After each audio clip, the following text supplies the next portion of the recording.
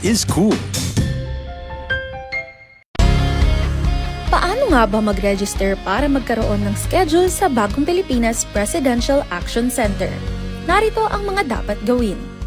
Gamit ang iyong mobile device, pumunta sa eGovPH app. Pwede itong i-download mula sa Apple App Store o sa Google Play Store. Gumawa ng account. Ilagay ang email address, valid mobile number, pagkatapos ay makakatanggap ka ng one-time code sa iyong email. Gamitin ang code sa eGov app para sa verification ng iyong account at ng mga impormasyong ibinigay. Congratulations! Meron ka ng eGovPH app account. Pwede mo na ma-access ang iba't ibang serbisyo ng gobyerno kabilang ang mga serbisyo sa Bagong Pilipinas Presidential Action Center. Sa loob ng maraming taon, libu-libong pamilyang Pilipino ang walang maayos na tirahan. Hirap makakuha ng pabahay. Kung meron man, hindi angkop sa disenteng pamumuhay. Iisa ang pangarap ng bawat pamilya, ang magkaroon ng sariling tahanan. Ang mga pangarap nyo, ang pangarap din ng Pangulo. Kaya agad inilunsad ni Pangulong Ferdinand Marcos Jr. ang Pambansang Pabahay para sa Pilipino Program o 4PH. Hindi lang para magtayo ng mga bahay, kundi para ibalik ang pag-asa at dignidad ng bawat pamilyang Pilipino. Noong nakaraang linggo, binalikan ng Pangulo ang ilan sa mga housing projects sa Pampanga para tiyakin na ang bawat pamilya may tunay na pagkakataong magkaroon ng sariling tirahan at ang bawat tahanan ligtas at dekalidad. Nakakatuwa makita mo na mas maginhawa at mas maganda ang buhay ng ating mga kababayan. Dagdag pa ni Secretary Jose Ramon Aliling ng Department of Human Settlements and Urban Development. Ngayon, lahat po ng modalities. Nandiyan po yung horizontal, house and lot. Ang dignidad ng pamilya ay, lalo na ang Pilipinong pamilya, ay pag nagkaroon siya ng sarili niyang bahay. Kwento ng mga residente, dahil sa mababang interes sa pabahay, naging mas abot kaya ito para sa kanila. Ibinaba kasi ng gobyerno sa 1 to 3% ang subsidized interest rate para sa mga kwalipikadong benepisyaryo ng socialized housing project, aninsunod pa rin sa utos ng Pangulo. Yung mga kulang na bahay ay kagawa natin ng paraan upang lahat ng nangangailangan ng pabahay ay gagawin natin. Sa buong bansa, tuloy-tuloy ang trabaho. Isa-isang inaayos sa mga bagay na magpapagaan sa buhay ng mga Pilipino. Kasama na rito ang disente at sariling tirahan na hindi lang pangarap, kundi tahanang nabubuksan para sa bawat Pilipino. Ito ang Presidential Broadcast Service. Radyo Pilipinas. Radyo Publiko Ng Bagong Pilipinas para sa Bagong Pilipino. Naghahatid ng mahahalagang balita at impormasyon na guugnay ng pamahalaan sa sambayanan. Tulay sa himpapawid ng serbisyo publiko. Radyo Pilipinas. Radyo Publiko. Ang boses ng Pangulo. Sa Mega Manila, 738. Radyo Pilipinas. Radyo Publiko. Usapang budget natin. Eto na ang kauna-unahang radio program ng Department of Budget and Management. Magpapaliwanag sa mga proseso ng paglalaan at pamamahala ng pondo ng bansa para sa kaalaman ng bawat mamamayan. Bawat tanong sasagutin, bawat haka-haka lilinawin, bawat impormasyon detalyadong tatalakayin. Usapang budget natin. Kasama si DBM Undersecretary Goddess Hope Libira dito sa Radyo Pilipinas, 738 AM. Oras sa Pilipinas, 8 minuto po makalipas ang alas 5 ng hapon at magandang hapon po, maulang hapon po sa inyong lahat. Luzon, Visayas at Mindanao, syempre po sa lahat po ng mga nakatutok, team live o replay man po kayo. At Budget Peeps, welcome po sa ating ika-124 na episode. Ngayong ika-14 ng Agosto 2026. Tuloy-tuloy lamang po ang pagbibigay namin ng balita at impormasyon sa inyo nasan mang panig ng bansa at mundo kayo. Sa pangalan po ni Department of Budget and Management Undersecretary Goddess Hope Libiran, ako po si Eric Vocal. Magandang hapon po sa ating viewers and listeners. Thank God it's Friday, no? Oras na po para sa isang makabuluhang talakayan. Ako naman po si Pau Borja Maravilla at welcome po dito sa Usapang budget natin dahil budget natin to. Ang programa pong ito ay hatid sa inyo ng Department of Budget and Management. Budget Peeps, habang pansamantalang hindi po tayo napapakinggan sa Radyo Pilipinas, Radyo Publiko 738 kHz, dahil sumasailalim po ito sa maintenance at technical upgrades, nasa FM band naman po tayo via DWFT 104.3 The Capital. At syempre napapanood din tayo sa TV, no? Sa mga gumagamit ng Free TV, Channel 3 po tayo. Sa mga gumagamit ng TV Plus, habang nasa channels 45 to 49 naman po tayo sa mga gumagamit ng Affordabox. At syempre, napapanood din po tayo sa website po ng Radyo Pilipinas via www.radiopilipinas.ph, maging sa regional networks at sa FB pages po, tulad po ng Radyo Pilipinas, DBM sa Department of Budget and Management page at sa Usapang Budget Natin page, at syempre po sa page po ni Undersecretary Goddess Hope Libira.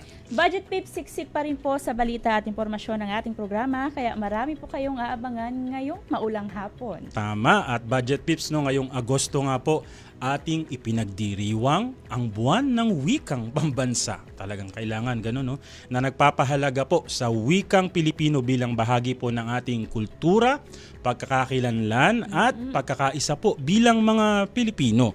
Sa panahon ngayon, Pao, 'di ba? Patuloy na nagbabago yung paraan ng pakikipagkomunikasyon natin. Tama. Nariyan yung social media, mga bagong salitang nauuso, sumisikat, at syempre maging ang artificial intelligence or AI. Tama ka dyan, no? Ginoong Eric. Naku po, Ginoo.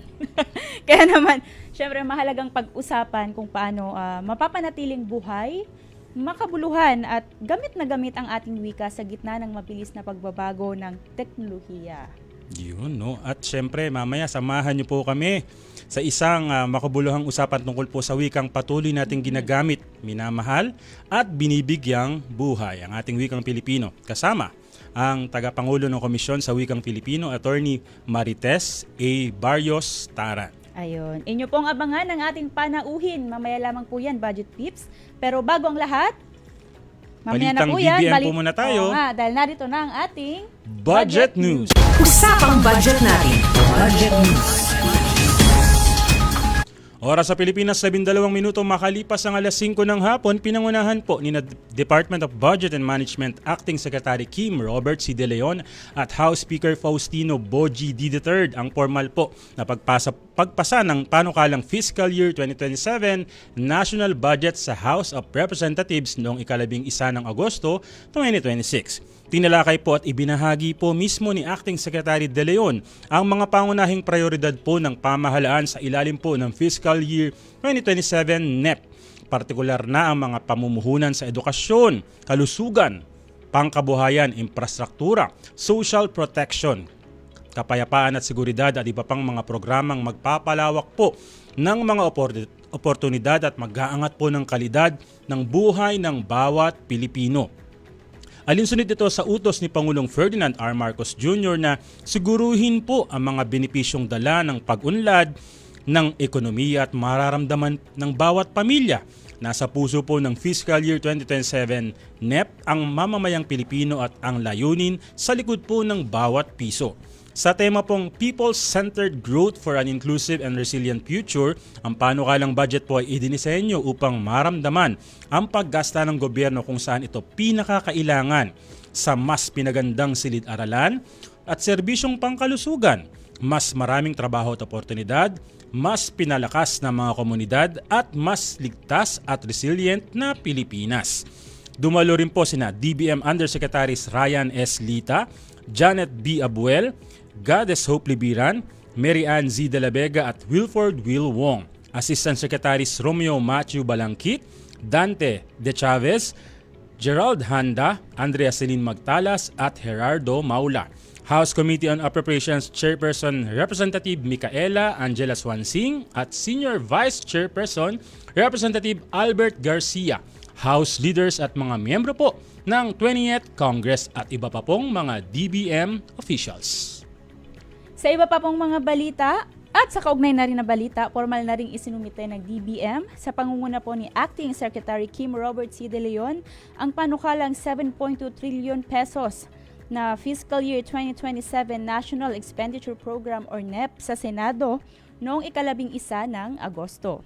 Tinanggap ni na Senate President Sherwin Gatchalian, Senate Finance Committee Chairperson Senator Joseph Victor Ejercito at Senate Majority Leader Juan Miguel Zubiri ang NEP kasabay ng pag-usad ng panukalang budget ng pamahalaan sa Senado para mapag-aralan ng lehislatura. Sa ilalim ng temang People-Centered Growth for an Inclusive and Resilient Future, ang panukalang FY 2027 National Budget ay tinatayang 21.7% ng GDP at nasa 6% na mas mataas kesa sa Fiscal Year 2026 budget. Ang pagsusumite ng NEP sa Kongreso at Senado ay marka ng pagsisimula ng pagkilatis ng Kongreso sa panukalang 7.2 trillion pesos na national budget para sa 2027. Ito ay isang plano na magsisigurong patuloy ang serbisyo ng pamahalaan, magampanan ang mga responsibilidad at maitutuon ang pondo ng bayan sa mga programang tunay na makapagbabago sa buhay ng mga Pilipino. Oras sa Pilipinas, 15 minuto makalipas ang alas 5 ng hapon. Sa iba pa nating mga balita, binigyang din po ni Department of Budget and Management Acting Secretary Kim Robert C. De Leon ang mahalagang papel po ng DBM sa pagsasakatuparan po ng mga prioridad na inilatag po ni Pangulong Ferdinand R. Marcos Jr. sa kanya pong ikalimang State of the Nation Address sa pamamagitan po ng Fiscal Year 2027 National Budget na sa ginanap po na 2026 Post-SONA Forum na inorganisa po ng Democracy Watch Philippines noong ika-31 ng Hulyo 2026. Bilang ahensyang nangangasiwa po sa paghahanda ng national budget, tinitiyak po ng DBM na ang bawat pisong inilalaan ay mapupunta po sa mga programang sumusuporta sa mga prioridad ng Pangulo, tumutugon po sa mahalagang pangangailangan ng bansa at nagdudulot po ng tunay na pagbabago sa buhay po ng mga Pilipino. Ayon po kay Acting Secretary De Leon, ang national budget ay hindi lamang basta isang financial document. Ito ang pangunahing instrumento ng pamahalaan upang maisakatuparan ang mga polisiya at matiyak na ang mga adhikain ng Pangulo ay nagiging konkretong programa at serbisyong nararamdaman ng bawat Pilipino. Samantala, ibinahagi naman ni DBM Undersecretary Wilford Will Wong ang mga naging hakbang at mahalagang tagumpay ng Pilipinas sa pagsusulong ng open government na naglalayong pong mas bukas at mas may pananagutan ng pamamahala sa bansa. Budget-based balitang DBM Regions naman tayo. Nagsanipersa ang Department of Budget and Management Regional Office 8 at Region 8 Association of Local Budget Officers Incorporated upang matipon ang 709 local budget practitioners mula sa 149 local government units sa Eastern Visayas para sa Regional Local Budget Forum on the preparation of the Fiscal Year 2027 annual budgets of local government units noong Hulyo 13 to 14 at Hulyo 20 to 21, 2026 sa Tacloban City. Sa temang Open Government in Action, Preparing Inclusive, Transparent, and Accountable FY 2027 Local Budgets, ipinakita ng aktibidad ang patuloy na pagsusulong ng DBM sa ilalim ng pamumuno ni Acting Secretary Kim Robert C. De Leon na palakasin ang mahusay na pamamahala sa pondo ng bayan, isulong ang bukas na pamahalaan at tulungan ang mga LGU na makabuo ng budget na tumutugon sa tunay na pangangailangan ng kanilang mga komunidad. Sa pamamagitan ng nasabing forum, mas pinalawak po ng mga budget practitioners ang kanilang kaalaman sa mahalagang bahagi ng local budgeting, kabilang na po ang public financial management, government devolution, budget preparation, staffing and personal services management, strategic procurement planning at ang paggamit ng FY 2027 Community-Based Monitoring System or CBMS Resource Allocation Tool upang masiguro ang pagbuo ng mga programa at proyekto ay nakabatay sa mga datos. Binigyang diin ni DBM Regional Office 8 Director Imelda Laceras na ang local budgets ay hindi lamang listahan ng mga gastusin. Ito po ay isang mahalagang kasangkapan para maisalin ang mga plano sa pagpapaunlad tungo sa mga programa at serbisyong may tunay na epekto sa buhay ng mga mamamayan. At yan po ang kabuuan ng matampok na balita sa ating Budget News. Samantala po, dyan lamang po kayo. Magbabalik po kami makalipas ang ilang paalala mula po sa Radyo Pilipinas, Radyo Publiko at Presidential Communications Office. Magandang araw, si Dingdong Dantes po ito. Sakali magkaroon ng landslide sa inyong lugar at kinakailangan yung lumikas, huwag munang babalik agad sa bahay ng walang go signal ng mga otoridad. Hintayin ang abiso nila kung ligtas nang bumalik ng inyong bahay. I-report ka agad kung may nawawalang kamag-anak, kaibigan, or kakilala na baka na-trap dahil sa landslide. Kapag nakabalik na sa bahay, i-check ang mga pundasyon nito kung may sira o ligtas pa bang tirhan. I-report sa otoridad ang anumang nasirang cable ng kuryente o naputol na mga linya ng tubig para agad na maaksyonan. Kahit natapos na ang sakuna, kailangan pa rin tayo mag-iingat ha. #panatag ang may alam. Maging panatag Pilipinas. Ang inyong pinagkakatiwalaang Radyo Pilipinas nasa TV na. Oo, nasa TV na. Ang Radyo Pilipinas 738 AM ay live nang mapapanood sa Channel 3 ng ABS-CBN TV Plus at Channels 45 to 49 ng GMA Affordabox. Kaya may access ka na sa balitang totoo anytime, anywhere. Sa radyo, sa social media at TV. Radyo Pilipinas 738 AM. This is a public service announcement. Discipline is the key. Umiwas sa aksidente sa daan. Ang pagmamaneho ay may kaakibat na responsibilidad, hindi basta mapaandar lang ang sasakyan. Kilatisin ang sarili, ang kahandaan sa manibela, siguruhing inyong konsentrasyon ay hindi magagambala. Importante rin na ating laging isipin, init ng ulo ay huwag pairalin, bagkus kaligtasan ng lahat ang siyang dapat unahin. Isang mahalagang paalala mula sa Presidential Broadcast Service at Radyo Pilipinas, Radyo Publiko, 738. This is a public service announcement. Public service announcement from PBS, Presidential Broadcast Service at Radyo Pilipinas, Radyo Publiko, 738. Radyo Pilipinas is on Viber. Viber. One tap and swipe. Nandyan na lahat. Receive credible news and information. Pati mga trending topics at videos. Sure na meron dito niyan. Stay on track with Radyo Pilipinas on Viber. Pick up real news. Catch the latest and biggest stories. Search Radyo Pilipinas on Viber and hop in to our community. Time to celebrate kulturang Pinoy. Tradisyon, musika, sining, literatura at iba pa. Anything and everything fun and Filipino. Ito ang Pinoy Kultura. Isa sa mga napakagandang alaala nung bata pa ako was visiting Luneta, running around the well-manicured park, staring up at the Rizal Monument, wondering sino kaya siya at bakit may memorial siya. Yung higanteng relo. Aba, I made sure to pull my parents so I could stare at the floor clock. I couldn't even read the time then pero tuwang-tuwa pa din ako. At eto ang mas nakakatuwa sa Luneta, we didn't really need money to enjoy the park. It was for free. Namamasyal pa sa Luneta nang walang Yan ang Pinoy Kultura because our culture is cool. Buwan Trabaho. Usapang trabaho, benepisyo, career at iba pa. Buwan Trabaho. Ang programa para sa manggagawang Pilipino. Buwan Trabaho. Kasama si Jamie Quinto, Lunes hanggang Biyernes, alas 2 hanggang alas 3 ng hapon dito sa Radyo Pilipinas. Radyo Publiko 738.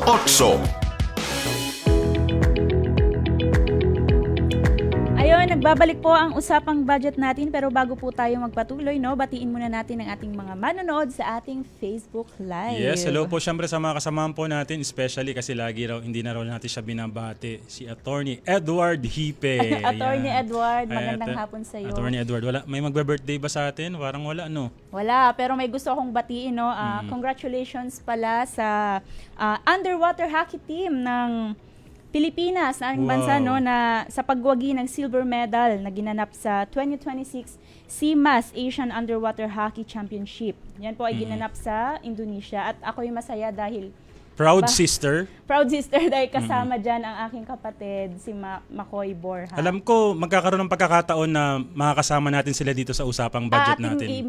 Iimbitahin ang kanilang Sure na team. yan, wala nga namang hindi yan pumayag, di ba? Papayag yan. Yan. Sige, congratulations sa inyo. Siyempre, hindi lang kayo nagdadala ng karangalan sa iyong pamilya, kundi pati sa bansa na din. Ayun. Ayan nga pala ay post from Philippine Sports Commission. Ang hirap na, underwater hockey ha. True. Napakahirap. Dapat matibay yung swimming skills mo sa yung ilalim. ihinga ka pa lang nga sa sandali, di ba? So, congratulations sa inyo. At syempre sa Pilipinas, syempre, no. Sobrang karangalan talaga 'yan, no. At isegue na natin, no. Alam mo ba, Diretso na budget tayo tips, dyan. no? Hindi lamang basta nilalaan ng pondo ng bayan dahil ang bawat programa, aktibidad, proyekto, serbisyo, lahat po ng yan na hinahatid ng gobyerno ay masusi po yung pinaplano at pinaglalaanan ng kaukulang budget. Tama ka dyan, Eric, no? Tsaka, dyan na nga papasok ang National Expenditure Program or NEP, na siyang dokumentong naglalaman at naglalatag ng komprehensibong panukalang budget ng pamahalaan para po matiyak na ang pondo ng bayan ay maayos na nakaplano at nagagamit para sa mga serbisyong publiko ang makikinabang. Siyempre, no nakaraan, isinabit na yan sa Pangulo at siyempre ngayon sa Kongreso, sa Senado. Para sa episode 6 po ng ating masterclass tungkol po sa national budget, alamin mismo kay Department of Budget and Management Acting Secretary Robert Kim De Leon kung paano nilalatag po sa NEP hindi lamang ang budget para sa susunod na taon, kundi pati na rin po ang mga plano po sa mga susunod pang pangapatakaran sa paggamit at pagkukunan po ng pondo. Tara, let's ask! Alamin kay Sec Kim.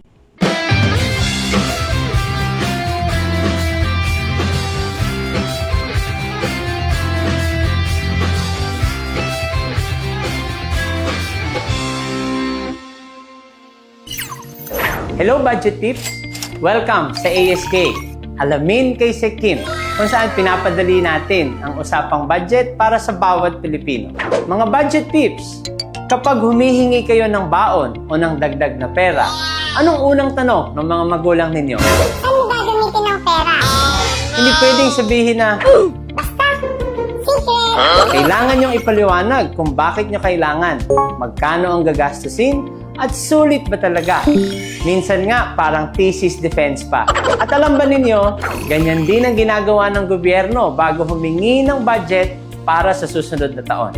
Taon-taon, naghahanda ang Department of Budget and Management o DBM ng panukalang national budget na isusumiti sa Pangulo bago ito dalhin sa Kongreso. Pero hindi sapat na sabihin lang namin na ito po ang budget.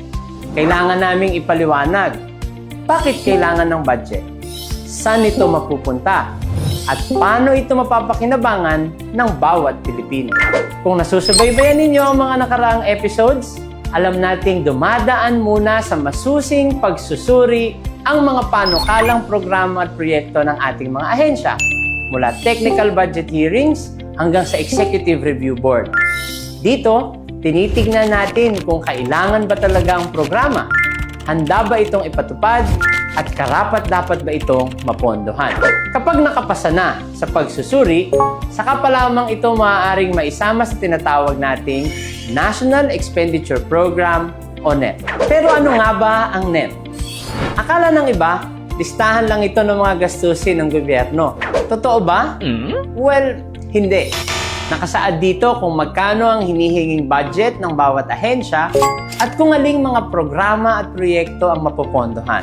Pero higit pa riyan, kasama rin dito ang mga kondisyon at patakaran kung paano dapat gamitin ang pondo. Sa madaling salita, ang NEP ay hindi lamang listahan ng mga numero. Isa rin itong komprehensibong plano kung paano gagamitin ng pamahalaan ng pera ng bayan upang maihatid ang mga serbisyong kailangan ng mamamayan. At ito nga ang nakakatuwa, Budget Tips. Alam ba ninyo na ang 2026 National Expenditure Program na isinumite noong nakaraang taon ay may kapal na humigit kumulang 7 pulgada at may bigat na 10.7 kilo. Parang hindi lang budget document. Pwede ring pang workout. Pero seryoso, ito Ipinapakita nito kung gaano karaming impormasyon ang kailangang ihanda at suriin bago pa makarating sa Kongreso ang panukalang budget. Nahahati ang NEP sa 3 volumes. Nakapaloob dito ang mga panukalang budget ng iba't ibang departamento, ahensya at tanggapan ng pamahalaan. May isang volume din na nakalaan para sa mga special purpose funds, kabilang ang ilang alokasyon para sa mga government-owned at controlled corporations, gayon din ang ating mga local government units. Lahat ng volume ay meron ding general provisions o mga patakaran at kondisyong gumagabay sa tamang paggamit ng hinihinging pondo. Kaya bago pa man isumite ang panukalang budget sa Kongreso, sinisiguro muna ng DBM na kompleto ang mga impormasyong kailangan upang maipaliwanag at mapanindigan ang bawat hinihinging halaga. Pero budget peeps, hindi lang mga programa at proyekto ang kailangan pondohan. Kailangan din ng gobyerno ang mga taong magpapatupad ng mga ito. Dito pumapasok ang staffing summary. Sa staffing summary, nakalista ang bilang ng mga permanenteng posisyon sa national government na ating popondohan sa panukalang budget. Bakit ba ito mahalaga? Isipin ninyo, sa isang pampublikong ospital, maaaring may budget para sa gamot, medical equipment at bagong pasilidad, pero kung walang sapat na doktor, nurse, medical technologist at iba pang mga health workers, sino ang maghahatid ng serbisyo? Ganon din sa ating mga paaralan. Hindi sapat na may classroom, libro at computer. Kailangan din ng mga guro at iba pang mga personnel na gagabay sa ating mga mag-aaral. Ibig sabihin, hindi lang sinasabi ng national budget kung anong gagawin ng gobyerno. Ipinapakita rin ito kung sino ang mga kakailanganing tao upang maipatupad ang mga programa at maihatid ang ating mga serbisyo. Kung ang NEP ang plano ng pamahalaan, ang staffing summary naman ang nagpapakita ng mga taong tutulong upang maisakatuparan ang planong ito. Dahil kahit gaano kaganda ang isang programa, hindi ito magiging matagumpay kung walang sapat at wastong mga taong magpapatupad nito. Kaya kapag narinig nyo ang National Expenditure Program, tandaan nyo, hindi ito simpleng listahan ng gastusin. Isa itong detalyadong plano kung papaano gagamitin ang pera ng bayan para sa mga programa, proyekto, serbisyo at mga taong kinakailangan upang maihatid ang mga ito. Dahil dito sa DBM, bawat piso may batayan. Bawat posisyon may gampanin. At sa bawat budget, dapat may serbisyong nararamdaman. May gusto ka pa bang malaman tungkol sa national budget? Mga terminong masyadong technical o prosesong hindi malinaw sa'yo, i-comment mo na yan at baka yan na ang susunod nating tatalakayin. Muli, ako si DBM Secretary Kim De Leon at ito ang ASK, Alamin kay Sec Kim, kung saan ang budget ay hindi dapat nakakalito, dapat naiintindihan ng bawat Pilipino. See you next week, Budget Peeps! Maraming salamat po, natunghayan po ninyo ang ASK, Alamin kay Sec Kim. Kung may pagkakataon po kayo na makapagtanong kay Sec Kim, ano kaya yung tanong nyo? Halimbawa, tungkol sa national budget, ano pa yung gusto nyong malaman? Mag-comment lang po kayo, Budget Peeps. Baka ito na po yung tatalakayin sa susunod ni Secretary Kim. Ayun. Para po sa mga bago lamang nakatutok, pansamantalang hindi po tayo napapakinggan sa Radyo Pilipinas, Radyo Publiko 738 kHz. Dahil nga ay sumasailalim po ito sa maintenance at technical upgrades. Pero nasa FM band naman po tayo via DWFT 104.3 The Capital. At syempre sa mga bago lang din talaga nakatutok, sa Free TV naman po, napapanood tayo sa Channel 3 po sa mga gumagamit ng TV Plus. Habang nasa Channels 45 to 49 naman po tayo sa mga gumagamit ng Affordable. At syempre, napapanood din po tayo sa website ng Radyo Pilipinas via www.radiopilipinas.ph, maging sa regional networks at syempre po sa FB pages tulad po ng Radyo Pilipinas, Radyo Publiko na may 2 million followers na, sa page po ng DBM, Usapang Budget Natin, at sa FB page po ni DBM Undersecretary Goddess Hope Libiran. Samantala, Eric, isang mainit na talakayan na naman ang ating ihahatid sa ating Budget Peeps. Tama ka dyan, Pao, dahil oras na para sa ating Budget Matters. Usapang budget natin. Budget Matters. Ayun nga, sabi nga po natin kanina, ating ipinagdiriwang ang buwan ng wikang pambansa. Di ba, Ginoong Eric? Sinabi ba natin? Nabanggit natin yun. Ginang Pao. Ginang na ako, oh my Yeah. God. At tatalakayin natin ang tungkol sa wikang patuloy nating ginagamit, minamahal at minibigyang buhay ang ayun nga, ang wikang Filipino. Pero bago ang lahat, no, tanungin muna kita, Eric. Naku Ano po. kaya ang nagulat Ayan. yarn? Ano kaya ang yung Pwede bang mamaya lang natin pag-usapan yan after nito? Pwede. O para mas mahaba yung usapan sige, natin. sige, gusto ko yan. Dahil kasama po natin live via Zoom. Naku po, paano? Via Zoom. Inisip ko tuloy bigla paano tatagalugin yung live via Zoom. Tatanungin natin siya. Ang tagapangulo po ng Komisyon sa Wikang Filipino, Attorney Marites A. Barrios Taran. Magandang hapon po sa inyo, Attorney. Hello po, Attorney. Magandang hapon.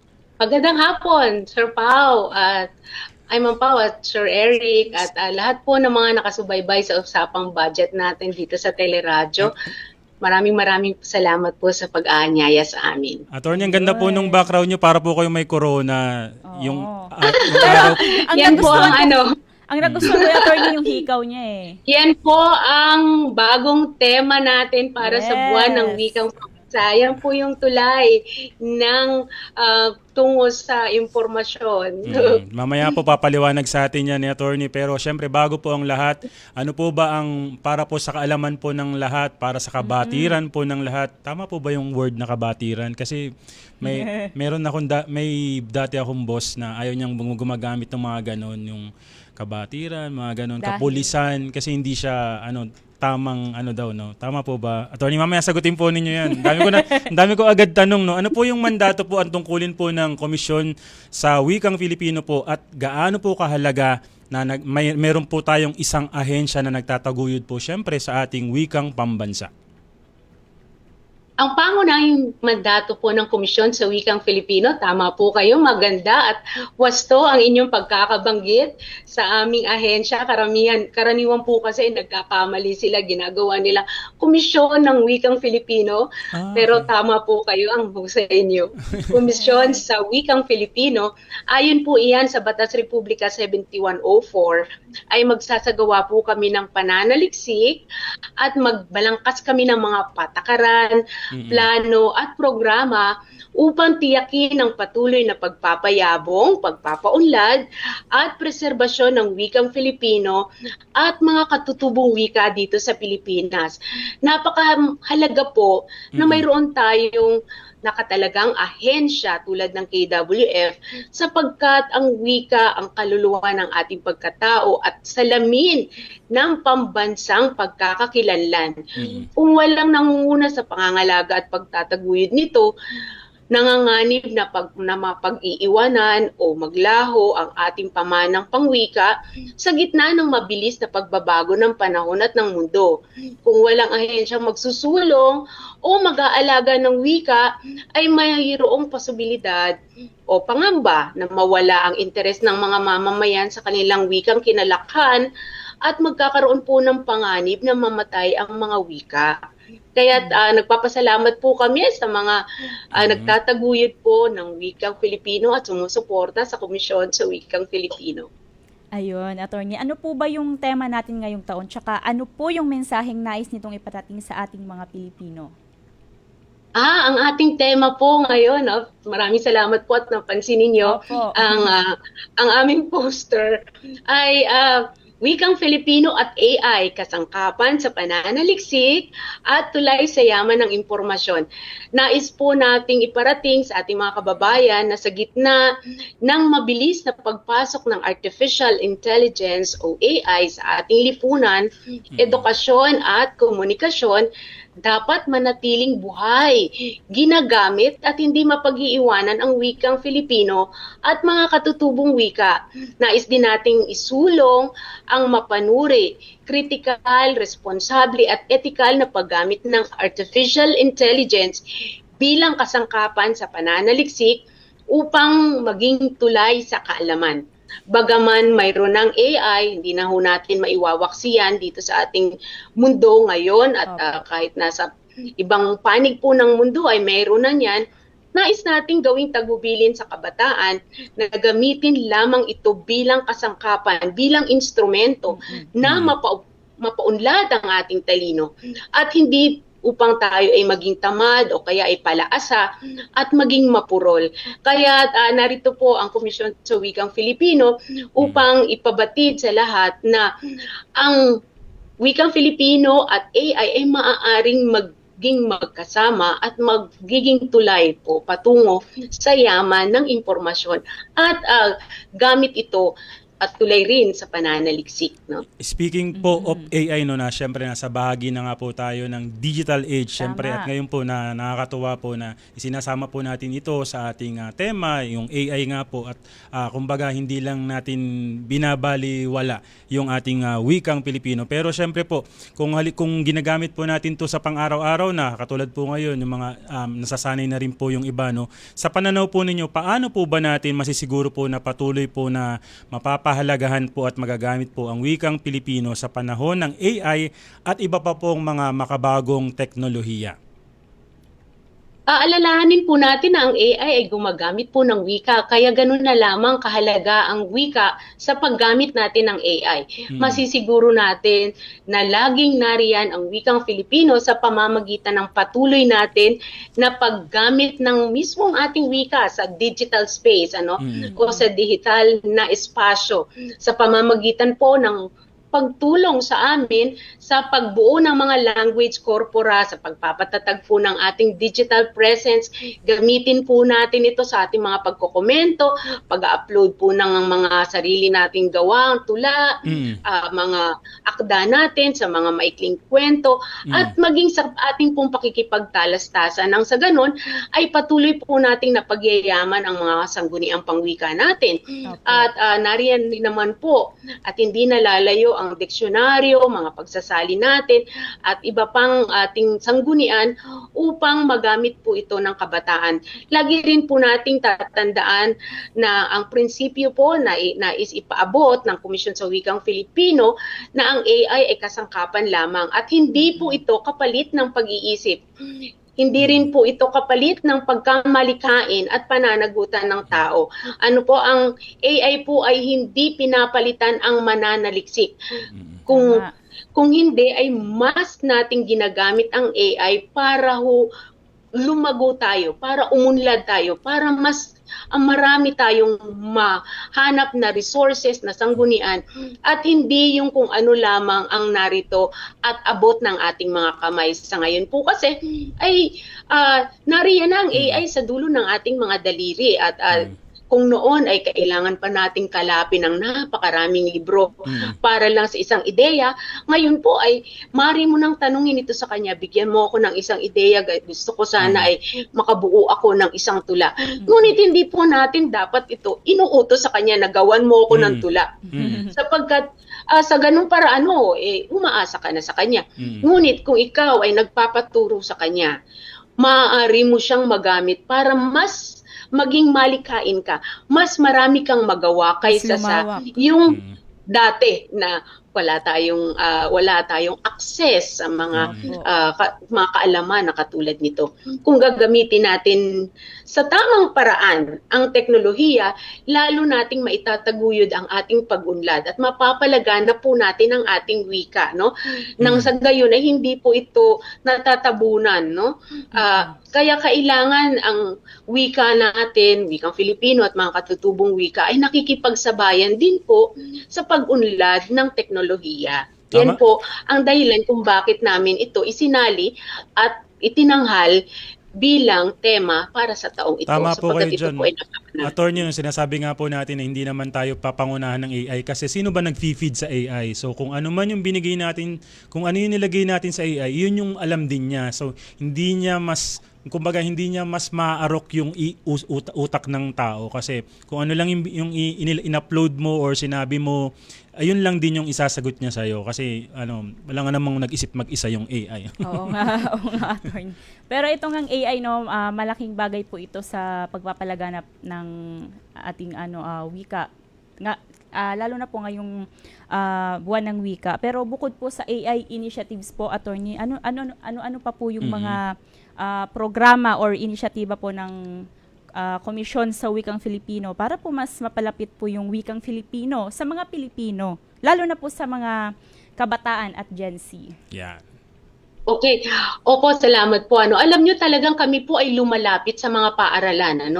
Sa pamamagitan po iyan ng ating mga partner organizations, yung mga grupo, atin pong tinatap iyan, ang mga journalist, mga student journalist, atin pong kinakausap. Kaya mayroon po kaming tinatawag na grupo ng kabataan para sa wikang Filipino, kung saan ang mga student journalist, ang mga pinuno ng mga student organizations ay kasama natin upang ibalita sa kanilang mga kasamang mga mag-aaral ang mga inisyatibang ginagawa natin.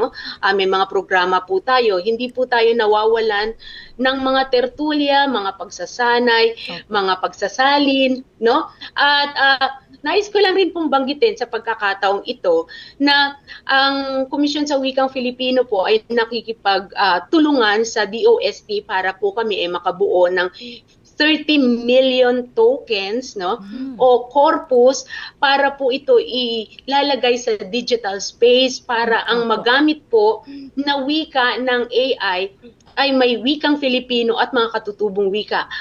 Sa pagtatapos po ng mga inisyatibang ito ay mahigit 50 wika o languages po ang magiging incorporated sa AI at yan po ay isang malaking bagay para sa ating mga Pilipino sapagkat sa ngayon po ay aminin natin na napakakaunti po ang laman ng Filipino natin sa digital space. Katunayan po ay kapag nagpasalin ka ngayon sa AI talagang wasak, mali, o kaya alam na alam ni teacher na nagpasalin ka sa AI kasi walang puso, walang kultura, di alam ang kasaysayan. Sapagkat tama po kayo Sir Eric kung ano po ang inilagay natin doon, yun lang rin ang alam yun nila. lang rin ang papaligoy-ligoyin niya sapagkat wala naman siyang ibang alam, Hindi naman po pwedeng magmarites lang na magmarites. Attorney Marites? Well, attorney, Okay, gumagawa po siya ng halusinasyon. Oo nga. Attorney, gagawa siya ng mga panaginip. isa po sa mga serbisyong inaalok po ng KWF ay ang libreng serbisyong pagsasalin po. Paano po ba gumagana ito at sino-sino po yung mga maaaring gumamit po ng serbisyong ito? Maganda to. Kami po ay mayroong sangay ng salin. Iyan po ay isa sa frontline service namin at pwede po itong magawa sa pamamagitan po ng pagpunta rito sa amin. Natutulungan po namin ang publiko mismo, ang mga ahensya ng pamahalaan, mga lokal at nasyonal at iba't ibang sektor na nagpapasa ng kanilang mga akda para po isalin. Bukod po sa aming mga kawaninan na dito po sa sangay ng salin ay nais kong banggitin na mayroon po kaming 6 na pong SUCs na ka-partner dito at lahat po ng mga SUCs na iyan ay mayroon po kaming direktor ng Sentro ng Wika at Kultura na siyang tumutulong at nagiging arm o bisig namin para tulungan kami at maabot namin yung pinakaliblib na mga lugar at hindi na kailangang pumunta sa amin o hindi na kailangang mag-email sapagkat mayroon kaming mga katuwang sa labas ng Malacanang, sa labas po ng Metro Manila at yan naman po ay biyayang ating pinapasalamatan. Mayroon din po kaming mga kasamang mga organisasyon ng mga guro, ng mga autor, ng mga manunulat, ng mga professional na handa pong magbigay ng serbisyo nila para po maisalin ang mga gustong ipasalin ng ating mga mamamayan. Yun po. Ayun, attorney. Ano-ano po ba yung mga dokumento or materials na maaaring ipasalin or ipa-translate or ipa-validate sa KWF? Kasama rin po ba dito yung mga dokumentong ginagamit ng mga ahensya ng gobyerno para sa kanilang mga programs and services? Ay, opo. Alam nyo, sa ilalim po kasi ng EO 335, dapat po ang lahat ng mga komunikasyon natin ay nakasalin sa wikang Filipino, hindi po ba? Yes, at po. kami po ay tumutulong ng pagkakaroon ng mga seminar para rito. Ngayon, nagtuturo rin po kami ng mga pagsasalin para mas madali po para sa mga lokal na pamahalaan natin. Ano pa ba?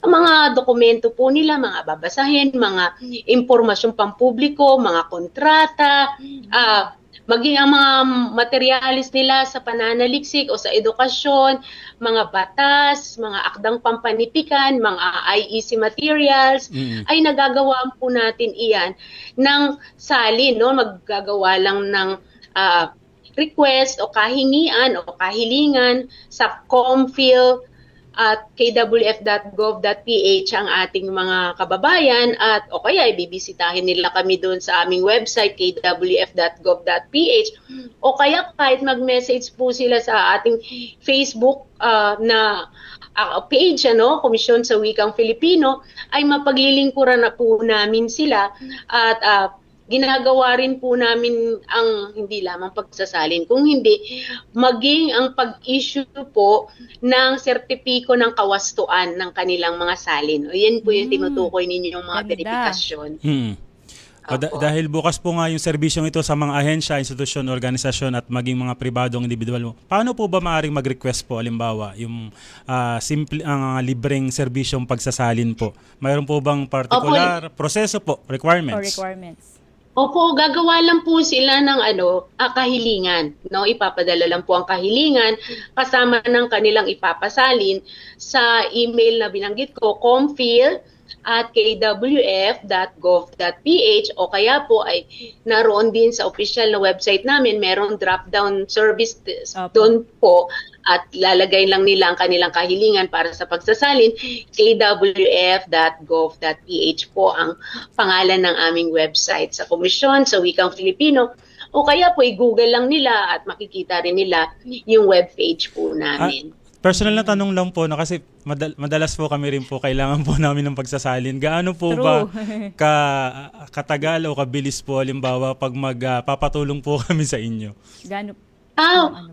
Yung iba po na makasama natin sa media, minsan ay nagtitext po sa amin o kaya nagba-Viber at yan naman po ay ating pinagbibigyan kaagad. Wag lamang po yung volumes, yung makakapal na mga ngailangan ng mahabang panahon. Ngunit kung isa, 2 pahina lamang po yan o mga 1 talata o 3 talata lamang, ay madali lang po yan, Sir Eric Amampao. Sige po, noted po yan.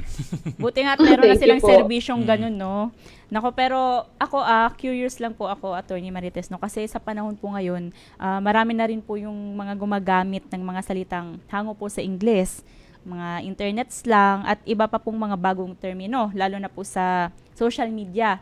Tulad po ng mga salitang awit, sana all, Lodi, at flex. Yun po yung mga usong salita ngayon ng ating mga Gen Z, Problema po ba ito sa pagpapaunlad ng Filipino or bahagi lamang po ito ng natural na evolusyon ng ating wika?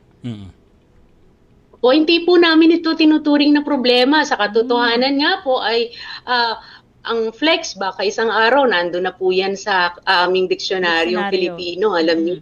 Sapagkat kinikilala po namin na ang wika kasi ay dumadaan talaga sa isang evolusyon at talagang ito ay fluid o kaya ito ay dinamiko, na talagang laging umuunlad, bahagi po ito sa nagpapasigla at nagpapayabong ng ating wika kung hindi po ito sumasama o sumasabay sa panahon, di lahat na po ng magiging terminology natin o terminolohiya ay magiging parang makaluma. At alam nyo naman ang mga kabataan, ayaw po nila ng laging makalumang pamamaraan. At kailangan po natin makipagsabayan upang sa ngayon ay magamit ng ating kabataang Pilipino ang wikang pambansa. At isa po yun sa aming hangarin na sana ay mailapit namin sa kabataan, sapagkat sila po ang arkitekto ng mga susunod nating pamamahala at pag-unlad rin. So, kailangan pong marunong tayong sumabay. Pero attorney, naisip ko rin, habang naglalakad ako kanina, naisip ko kasi nag-iisip ako ng mga tanong kanina. Pero kahit ano naman kasing mga bagong mga salita, bumabalik pa rin naman tayo. Kumbaga, yung mga nakikiuso lang pero babalik ka pa rin dun sa talaga namang ginagamit nyo. Ako, attorney, pero alam ko po, marami pa kaming tanong pero wala na po kasi tayong oras. No? Baka pwede lang po kayong magbigay po ng mensahe ngayong buwan ng wikang pambansa. At mayroon din po ba kayong mga paparating na programa o aktibidad po ng KWF na nais po ninyong ibahagi? Siyempre sa atin pong mga tagapakinig. Opo, maraming salamat po at sana po ay hindi ito ang huli nating puntahan at nagpapasalamat po ako sa panahon na ibinigay niyo sa amin. Inaanyayahan ko po ang bawat Pilipino, lalo na po ang ating kabataan na ipagdiwang natin ang wikang Filipino at mga katutubong wika. Hindi lamang po ngayong buwan ng Agosto, kung hindi gamitin po natin ito sa araw-araw na pamumuhay at pakikipagtalastasan sa paraang iyan po ay lalong mas uunlad ang ating wika at ang mga katutubong wika dito sa Pilipinas.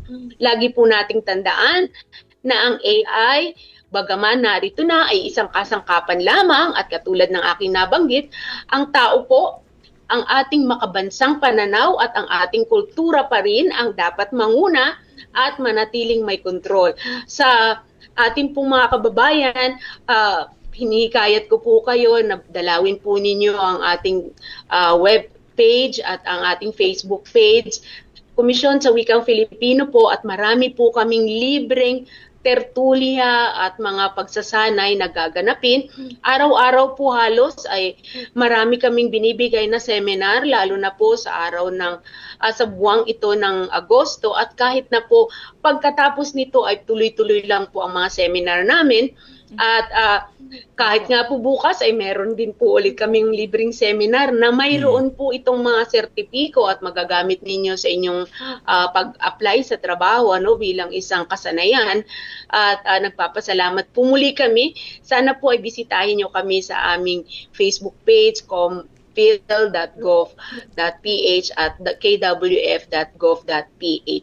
Maraming salamat po. Attorney Marites Barrios Taran at tagapangulo po ng Komisyon sa Wikang Pilipino, maraming salamat po sa pagbibigay po ninyo ng oras para po sa aming programa. Maraming salamat po, Attorney Marites. Attorney, thank you po. Thank you po sa inyo. Maraming salamat. Nako, yan. Sige, ngayon magtanungan na tayo. Sabi mo kanina, anong paborito mong salita? Ulam, mamayang gabi. Ulam. Ikaw, anong paborito mo?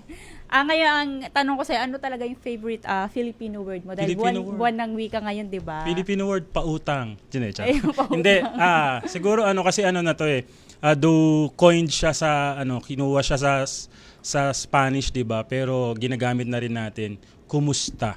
Napakahalaga, napakamakatao ng kumusta. Wag lang yung diretso agad. Kumusta, pautang. Hindi, pero pag sinabi kasing kumusta, parang syempre, maraming mga tao na may mga pinagdaraanan, napakahalaga na bawat isa, kumustahin natin. Baka naman mamaya, sobra yung pinagdadaanan niya. Mahalagang kamustahin mo ang isang tao. Hindi mo kinukumusta or something, tapos grabe na pala yung mga pinagdadaanan. Pero ang kamusta ay spelled as kumusta. Kumusta, pero pwede rin yung kamusta. So, walang problema sa kanya.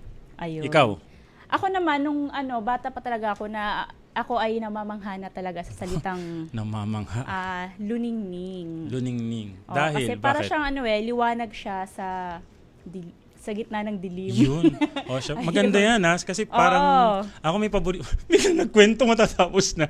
Kasi parang may paborito akong pelikula na sabi nung ganun, parang napunta kasi siya sa dilim. So parang kumbaga hindi na siya makaalis sa dilim, pero sabi niya dun sa kausap niya na pag napunta ka dun, sana daw may liwanag na sana yakapin yung liwanag kasi mahirap talaga na nasa dilim ka. Kahit para sa buhay natin, minsan napupunta tayo sa dilim, sa kadiliman, sa mga pangyayari sa buhay natin, sa problema. Pero sana, syempre, piliin pa rin natin na mapunta sa liwanag. At iyon ang luningning. Ang galing. Matatapos na. At dyan po nagtatapos ang usapang budget natin. Tsak po marami po kayong natutunan po sa ating pong mga pinag-usapan ngayong hapong to. At samahan po ninyo kami muli next week dito pa rin po sa Intilan ng Radyo Pilipinas na papanood din sa TV at syempre via Facebook Live ng Radyo Pilipinas. Usapang budget natin, page ng DBM at sa Facebook page ng DBM Undersecretary Goddess Hope Libiran. At sa page din ng DBM, at tabayanan po ninyo ang susunod na programa at alamin ang mainit na balita sa bansa dahil susunod na po ang Ulat Bayan muli. Sa ngalan po ni DBM Undersecretary Goddess Hope Libiran, ako po si Eric Vocal. Ako naman po si Pau Borja Maravilla. See you next week, same time, alas 5 ng hapon hanggang alas 6 ng gabi. Dito lamang po sa inyong favorite Friday Habit. Ito po ang Usapang Budget Natin dahil budget natin to.